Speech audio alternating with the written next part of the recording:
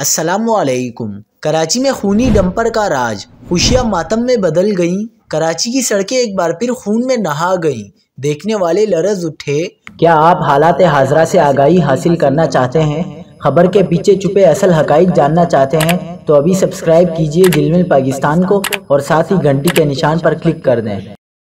आपको बताते चलें कि शालतीफ टाउन में तेज़ रफ्तार डंपर ने मोटरसाइकिल सवार बहन भाई को कुचल दिया।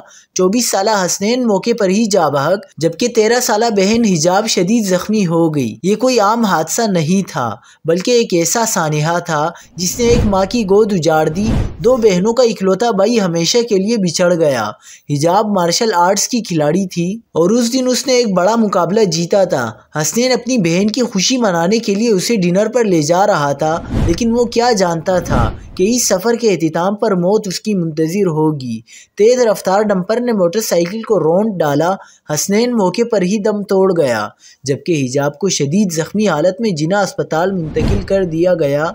लांडी के रिहायशी हसनैन की मौत ने अहले खाना पर क़यामत ढा दी। माँ बेटे की लाश से लिपट कर बीन करती रही, बहनों पर गशी के दौरे पड़ते रहे, हर आंख अश्कबार थी।